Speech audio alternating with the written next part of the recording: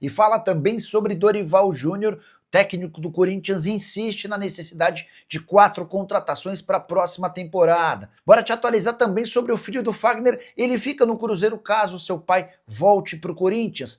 Últimas no mercado, bastidores e finanças. Fala aí, pessoal, sou Jorge e Nicola, bem-vindos a mais um vídeo do canal. Sempre bom ter vocês por aqui, sem perder tempo, pedir para deixar like, se inscrever no canal e ativar as notificações. Bora falar agora sobre o Cruzeiro. Será que se o Fagner voltar para o Corinthians, o filho dele, o Henrique Lemos, permanece na Raposa? Existe convicção de que sim. Independentemente do futuro do pai, o Henrique Lemos, atleta de 15 anos de idade, que atua no Sub-15, permanecerá para a próxima temporada. O Cruzeiro está encantado com esse menino e assegura que o jogador também está super feliz com a toca da Raposa.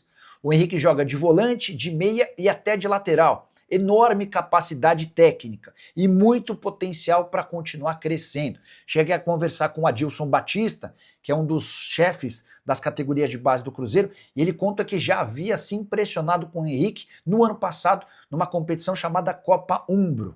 O Henrique se mudou junto com o pai para o Cruzeiro, tem dado excelentes impressões e a tendência é que permaneça independentemente do futuro.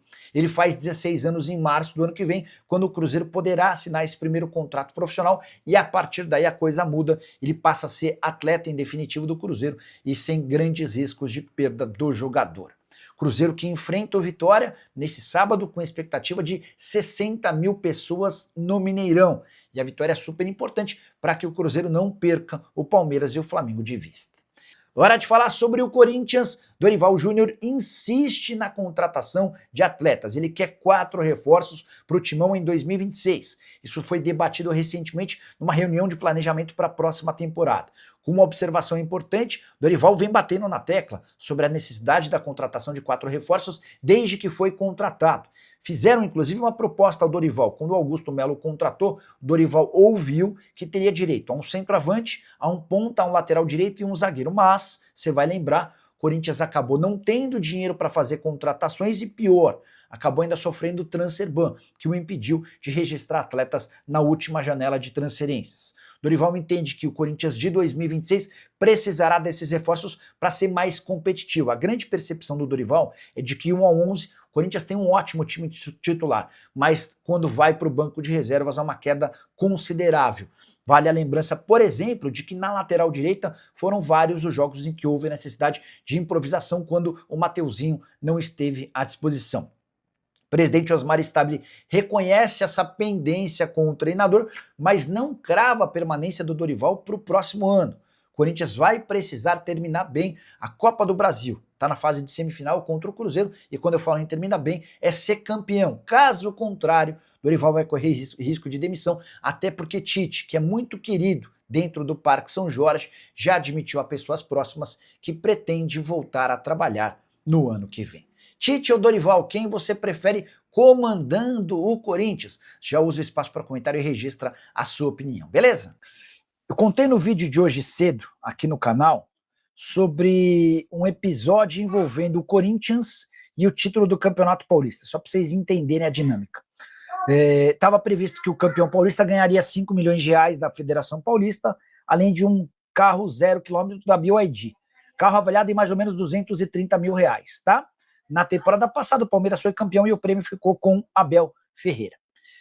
Nesse ano, vocês sabem, o Corinthians venceu o Palmeiras na decisão e ficou combinado antes da final que o prêmio ficaria para o presidente campeão do estadual, ou seja, para o presidente do Corinthians, Augusto Melo. Lá se vão 7 meses desde a final do Paulistão e até agora nada de o carro ser entregue ao Corinthians. Conversei hoje cedo com gente do Augusto e com a atual diretoria, e ambas as partes asseguram que nenhuma delas recebeu. Mas, porém, contudo e todavia, dá para dizer que Augusto Melo tem alguma responsabilidade por esse episódio. Começando pelo fato de que, enquanto presidente, o Augusto alegou não ter agenda para receber esse carro. O carro precisaria ser entregue num programa do Beto Saad e nunca casou de as agendas acontecerem. Vocês sabem que depois o Augusto acabou sendo alvo de um impeachment.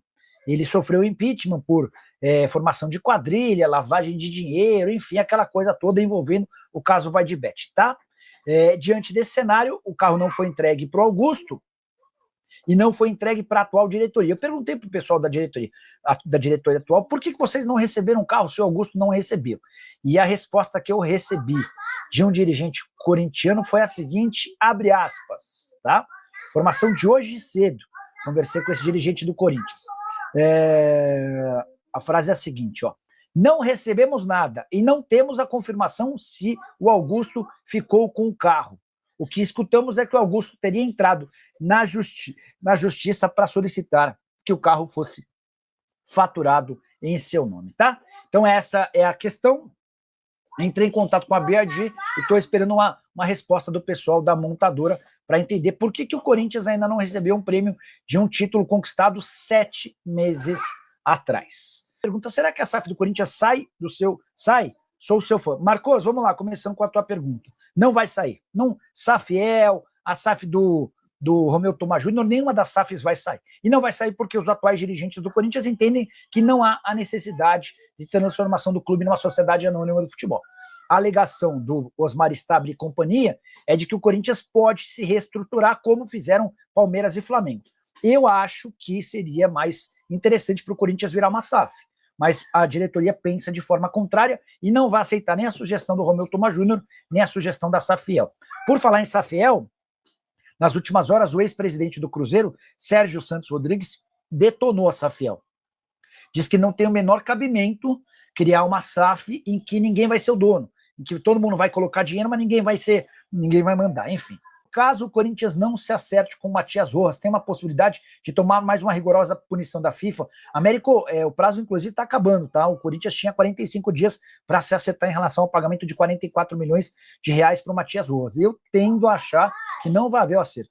Então aí o Corinthians passa a ter 2 transfer bans contra si. 41 milhões para o Santos Laguna por causa do Félix Torres e mais 44 milhões. Nicola, como que o faturamento do Corinthians caiu de 1 bi para 700 milhões, o que causou essa queda tão grande? Venda de atletas. Venda de atletas. Corinthians não fez grandes movimentos nessa temporada, né? Vamos tentar lembrar quais foram as principais vendas do Corinthians desse ano. Quer ver, ó? Corinthians, vendas, atletas 2025. Com as negociações de atletas que renderam 73 milhões, o número subiu para 34. Peraí. Com mais gastos e menos receitas do que o previsto. Estou abrindo até uma matéria que trata sobre isso. O Corinthians gastou mais e recebeu menos do que esperava até agora em 2025 e teve que refazer suas contas. O orçamento do clube para uma temporada que estimava um superávit de 37 milhões agora projeta déficit de 83 milhões, ou seja, 120 milhões abaixo do previsto. O orçamento foi elaborado no fim de 24 pela antiga gestão de Augusto Melo. Após assumir o comando do clube, no fim de maio, Osmar Stabile e seus auxiliares notaram que a estimativa estava muito distante da realidade. Uma revisão foi preparada, passou pelo Conselho Fiscal e pelo Conselho de Orientação. Inicialmente, o clube esperava gastar 345 milhões de reais com o pessoal. Agora a previsão é de 492. Só para vocês entenderem, o Augusto estimou que gastaria com o pessoal, salários, direitos de imagem e outros encargos, 345 milhões. A nova diretoria falou, não, isso não dá. O que vocês estão gastando vai bater no fim da temporada 492 milhões. 50 milhões a mais do que na temporada passada. Na previsão de receitas, a maior variação foi em relação à venda de jogadores. Havia uma previsão de... Filho. Agora não, agora o papai está no meio do negócio aqui, filho. Havia uma previsão de vendas de atletas de 240 milhões. Agora, a projeção é de 88 milhões, tá? Também houve uma queda na estimativa de faturamento com patrocínios. Corinthians estimava uma arrecadação de 211 milhões e baixou para 174 milhões de reais, tá? Isso ajuda a explicar por que o Corinthians imagina uma receita estimada para a temporada de algo na casa de 800 milhões de reais, a quase 1,2 bi de distância para o Flamengo. O que você está achando sobre essa Safiel no Corinthians? Ô Josiano, cara, a ideia me parece até interessante, mas não vai sair do papel. Não vai sair porque não há vontade dos atuais dirigentes do Corinthians em transformar o clube em SAF, tá? Sendo bem sincero, honesto e rápido e direto. 7 meses se passaram desde que o Corinthians se sagrou campeão paulista, mas o Timão ainda não recebeu um dos prêmios prometidos pela taça. Ficou combinado entre Federação Paulista, BYD e os times finalistas Palmeiras e Corinthians que o vencedor teria direito a um carro Yan Plus avaliado em R$ 236 mil. Também havia sido combinado que o prêmio seria entregue ao presidente do clube, no caso, na oportunidade, o Augusto Melo. 7 meses depois, nem o Augusto Melo nem o Corinthians receberam o tal carro. O que está acontecendo? Pude apurar que assim que o Corinthians se sagrou campeão, a BYD se colocou à disposição para fazer essa entrega para o presidente Augusto Melo. Por conta de uma questão de agenda, ele não conseguiu receber o prêmio.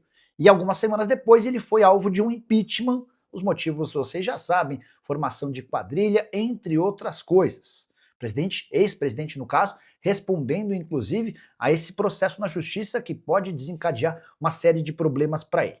Acontece que o Corinthians, sob nova direção, não consegue receber o tal BYD. Conversei na manhã dessa sexta-feira com um dirigente importante do Corinthians e perguntei: e aí, vocês receberam o carro? A resposta foi: não recebemos nada e não temos a confirmação se o Augusto ficou ou não com o carro. O que escutamos é que o Augusto teria entrado na justiça para solicitar que o carro fosse faturado em seu nome. Ainda não tive uma resposta da BYD para trazer para vocês, mas é muito triste constatar que o Corinthians, que é sempre alvo de muitas críticas por não fazer seus pagamentos, tem encontrado dificuldade agora em receber um dos prêmios a que tem direito. Antes de gravar o vídeo também conversei com a assessoria do Augusto Melo, que assegura que ele não recebeu tal carro. Só para lembrar que o campeão paulista do ano passado foi o Palmeiras e Abel Ferreira ficou com o BYD Song Pro. Na oportunidade, inclusive, ele acabou cometendo uma gafe admitindo que não gosta de carros elétricos.